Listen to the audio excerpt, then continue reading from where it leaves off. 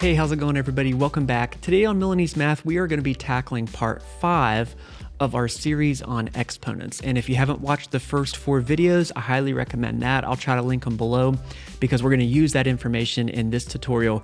And as always, if you want to follow along with this worksheet, you can find it at the first link in the description below. Okay, so again, I highly recommend you go back and watch those first 4 videos because we're gonna assume you know how to do that. But just as a quick refresh, these are 4 examples from those 4 videos. So I'm assuming you know how to handle this first example, x squared times x to the 5th. The rule is you keep the base and add the exponents. If you have one like the second example, where it's a power to a power, you actually keep the base and multiply the exponents, so x to the 10th power. One like the third example, where it's 2 terms in the base, and it's all of them to an exponent, they both get the exponent. So in other words, it would be x to the 5th power, y to the 5th power. And then in the last video, the rule actually looks similar to the very first one. Remember, the first one said keep the base, add the exponents. Well, this says keep the base, subtract the exponents. So 5 minus 3 is 2, okay?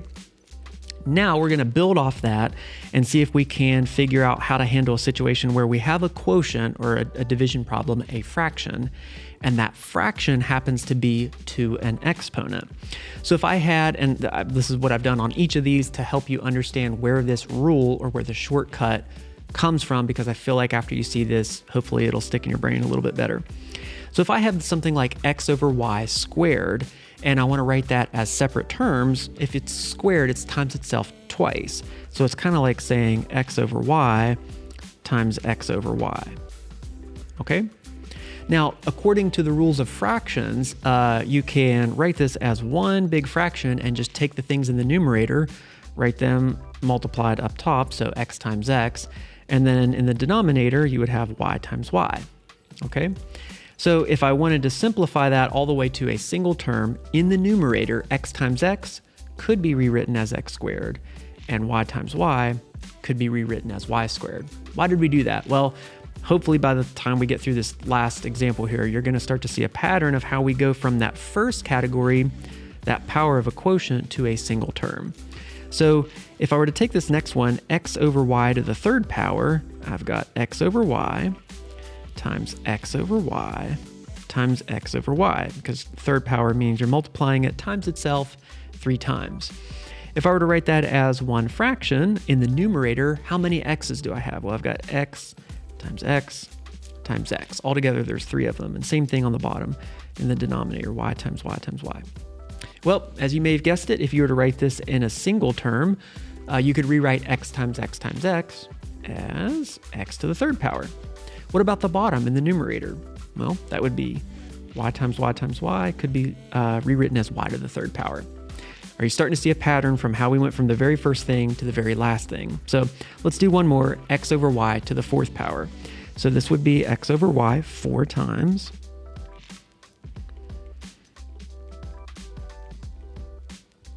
And okay, now if we were to rewrite that as one fraction, that would be x times x times x times x 4 times. And then on bottom, y times y times y times y.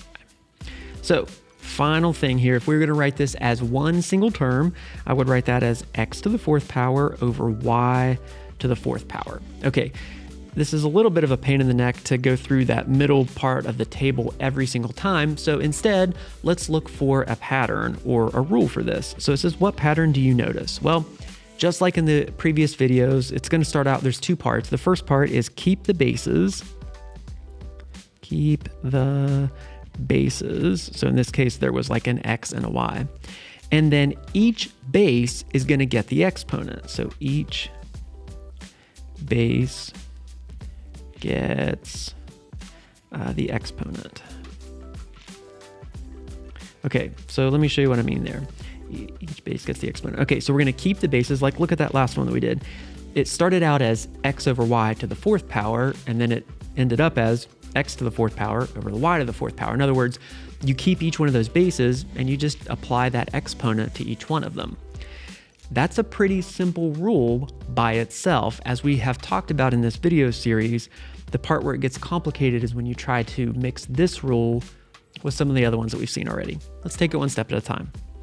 How would I handle number 1? It's 5 over 3 to the second power. Well, our rule from today says that you're going to keep each one of those bases, and each base gets the exponent. So 5 squared over 3 squared, which is correct. It's just not finished. And so if we have like a number to a number, we have to evaluate it. So 5 squared is 25, and 3 squared is 9. So that's how that would simplify. Okay, now there's a few different ways that we could do number 2. Well, let's see. Actually, you could just pause the video, see if you get to the right final answer, the same final answer that I get to. There's more than one way to get there. Here's what I'm going to do. I'm going to start by just simplifying the inside of this, inside the parentheses. I've got x to the 7th over x to the x to the third power. And from the rule from the previous videos, I know that I can keep the base and subtract the exponents. So the inside of that would be x to the 4th power, but I still have that second power. So where did I get the 4 from? Well, I took 7, subtract 3.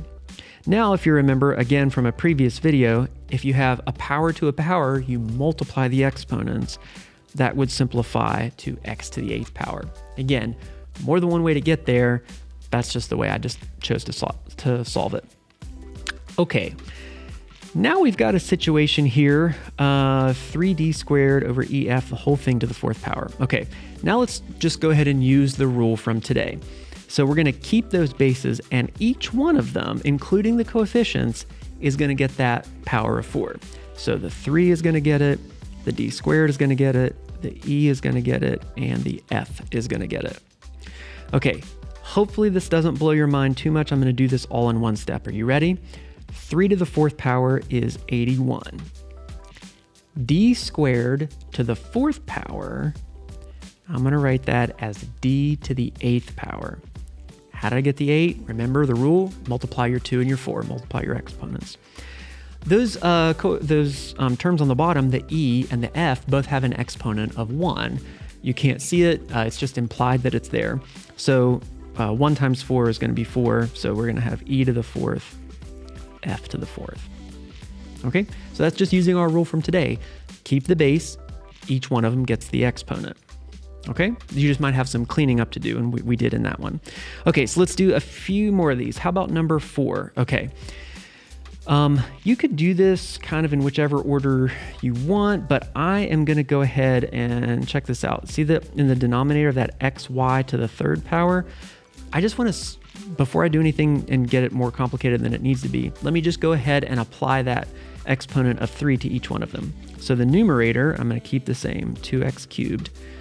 But in the denominator, that would be x cubed, y cubed, right? Each part of that base gets the exponent. And then I still have the whole thing as squared. Okay. Well, the reason that I chose to do that, and again, you wouldn't have had to have done it in this order, but look at the numerator and the denominator.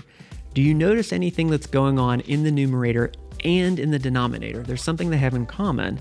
They both have an x cubed.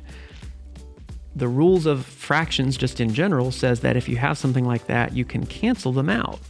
So really what this turns into is 2 on the top in the numerator, y cubed in the denominator, and the whole thing is squared. That looks a little bit easier to deal with.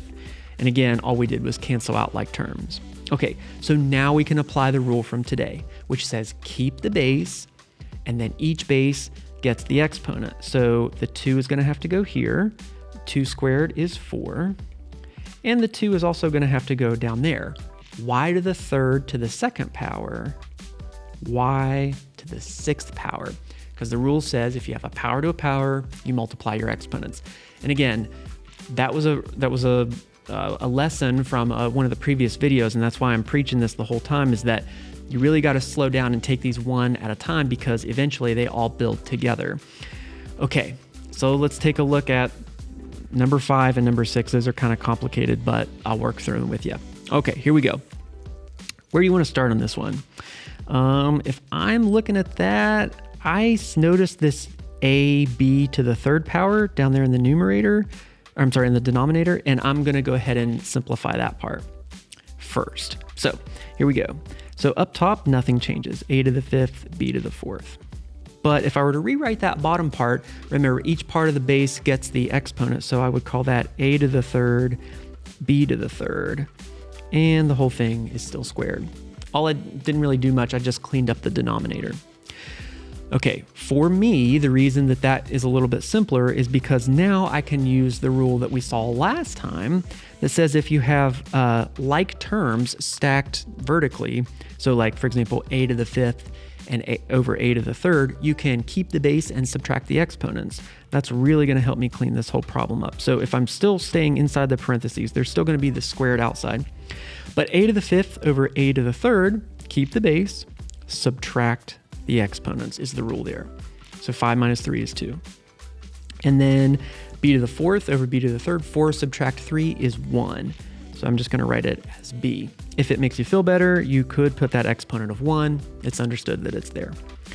Okay, we're almost done. Last step here is we just have to apply this exponent to both of these guys. So I would call that a to the fourth, b to the second. And the reason that I landed there is because we take the exponents and multiply them in that example because it's a power to a power.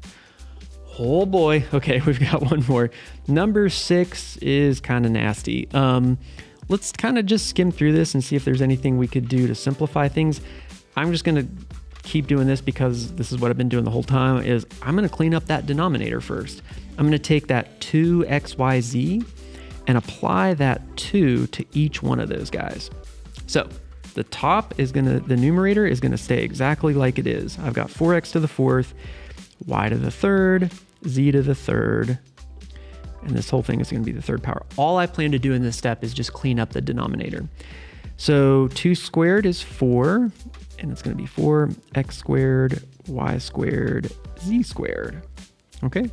So I didn't really do anything fancy in that step. I just cleaned up the denominator. Okay, well, if I scan through there, I noticed a couple of things that are gonna make my life easier. Notice how there's a 4 in the top and the bottom. Guess what? You can cancel those out. And then I'm gonna move to the terms. I've noticed that there's some x's in the top and the bottom. X to the fourth over x to the second. The rule says keep your base, subtract your exponents. 4 subtract 2 is 2. Okay. What else? I've got y to the third power over y to the second power. That would be y to the first power because 3 subtract 2 is 1. And then what else do I have? Z to the third over z to the second. Well, that's going to be z to the first power. Now keep in mind that this whole thing is still to the third power. Okay, the reason I did that is because now this is going to be a little bit simpler to finish up. I noticed from one of the previous videos that rule is that each one of those parts of the base is going to get the exponent. So here we go. I'm going to call that x to the sixth power, because if I do x squared to the third, 2 times 3 is 6. And then y to the first power to the third, 1 times 3 is 3. And with the z, 1 times 3 is 3. So that whole big nasty thing is actually going to simplify to x to the sixth power, y to the third power, z to the third power. Now, if you had just paused this and went at this a different way and maybe tried to apply some of the rules that you're allowed to apply in a different order, you could still wind up at that final answer, even though you didn't do it the way I did it, and it would still be perfectly correct.